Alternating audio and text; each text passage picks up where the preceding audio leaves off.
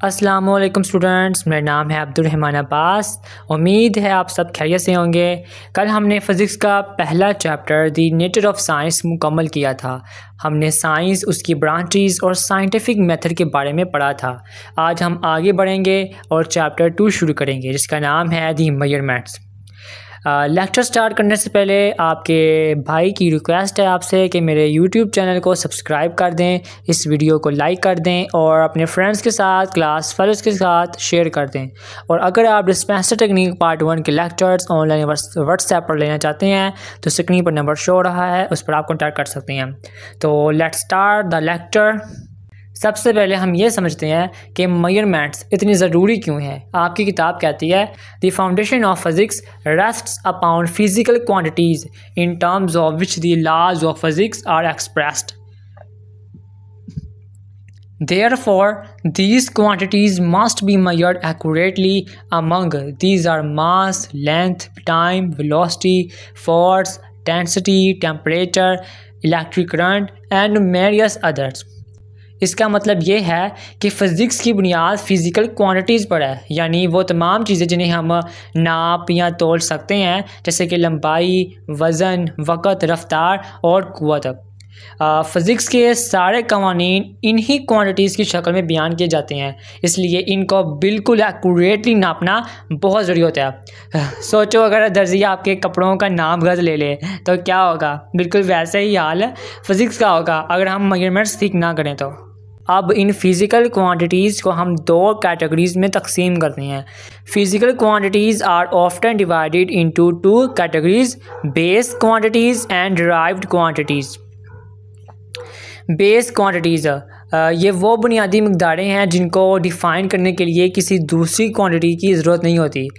ये फ़िज़िक्स की बिल्डिंग के बुनियादी ब्लॉक्स की तरह है। आपकी किताब कहती है base quantities are not defined in terms of other physical quantities, जैसे कि लेंथ, मास और टाइम।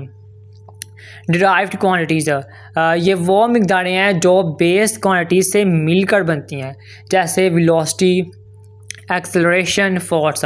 इनको हम बेस क्वांटिटीज़ के फार्मूला से डिराइव या निकालते हैं। यहाँ आपके इंपॉर्टेंट शॉर्ट क्वेश्चंस बन सकते हैं। व्हाट आर फिज़िकल क्वांटिटीज़ और differentiate between base and derived quantities. अब सवाल ये पैदा होता है कि पूरी दुनिया में मेजरमेंट्स के लिए एक जैसा सिस्टम होना चाहिए ताकि कोई भी कन्फ्यूजन ना हो। इसके लिए सिस्टम इंटरनेशनल या ऐसा ही बनाया गया। आपकी बुक के मुताबिक in 1960 an international committee agreed on a set of definitions and standards to describe the physical quantities. This system that was establish is called the system international SI.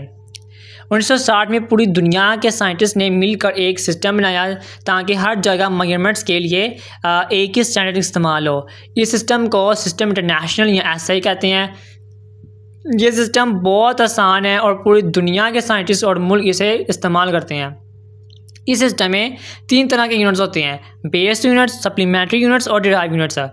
चलिए इनको एक एक करके देखते हैं। बेस यूनिट्स, जैसे कि हमने पढ़ा कि बेस क्वांटिटीज़ बुनियादी होती हैं, इसी तरह इनके यूनिट्स को बेस यूनिट्स कहते हैं।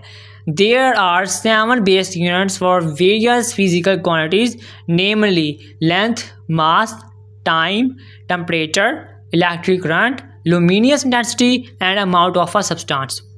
टोटल 7 बेस यूनिट्स हैं। ये आपको ज़ुबानी याद होने चाहिए क्योंकि ये एमसीक्यूज़ के लिए बहुत इंपॉर्टेंट होते हैं। लेंथ का यूनिट है मीटर, एम। मास का यूनिट है किलोग्राम, केजी। टाइम का यूनिट है सेकंड्स, एस। टेम्परेचर का यूनिट है केल्विन, के।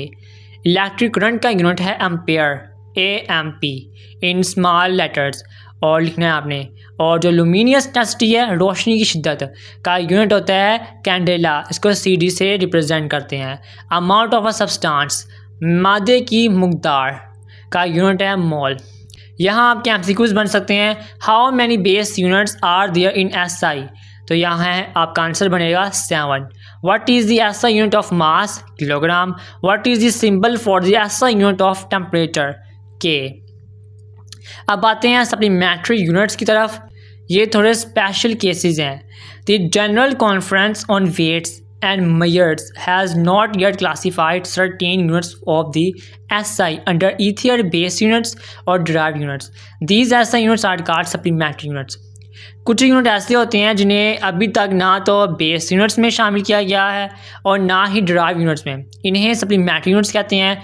फ़िलहाल इस क्लास में सिर्फ 2 यूनिट्स हैं और दोनों का ताल्लुक जियोमेट्री से है।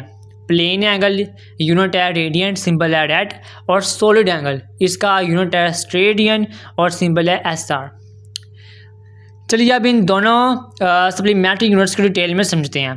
Radian, the radian is the plane angle between 2 radii of a circle which cut off on the circumference of an arc equal in length to the radius।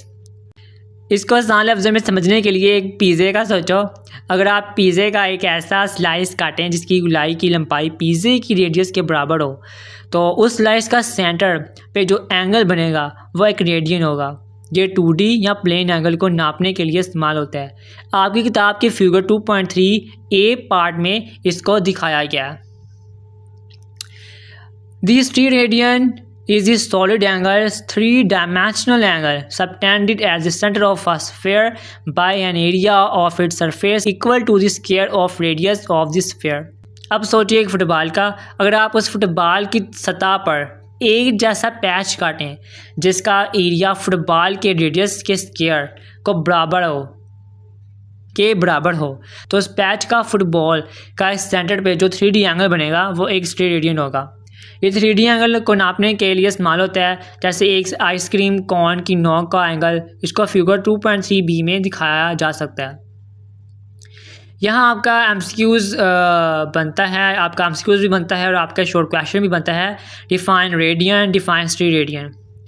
तो क्लास आज के लिए इतना ही।